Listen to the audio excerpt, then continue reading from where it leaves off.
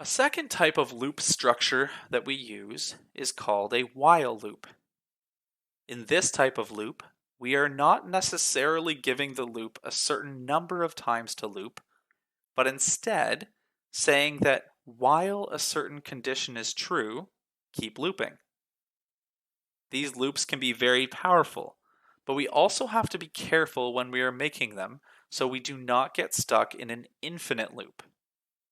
If we never have a way for the condition to change or become false in our while loop, then we will always be repeating it with no way to stop. This is called an infinite loop and will cause your program to eventually crash. An example of an infinite loop would look like this: x equals 4. While x is less than 10, print hello. In this example, we are creating a variable called x and assigning it the value of 4. Then we are saying that while x is less than 10, print the word hello. This code will infinitely print the word hello because we are never changing the value of x to be more than 10. Here's another example.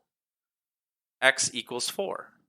While x is less than 10, print hello, x equals x minus 1. In this example, we are changing the variable x each time we run the while loop, but this is still an infinite loop.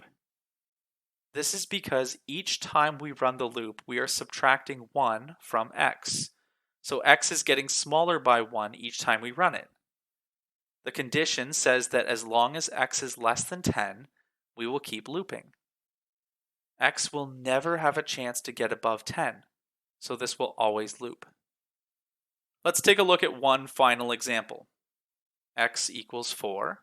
While x is less than 10, print hello, x equals x plus 1. This example is not an infinite loop and will have an endpoint.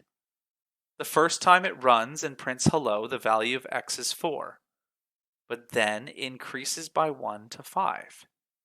The while statement checks the value of x, which is now 5, and sees that it is still less than 10 and runs the code again.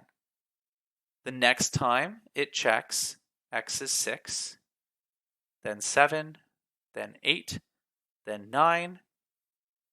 When the while command checks x and it gets to 10, then the while loop is done, and this code would be finished. Just like we can have for loops inside of for loops, we can also nest while loops inside of while loops. We can even get more complex and nest while and for loops inside of each other for much more complex coding.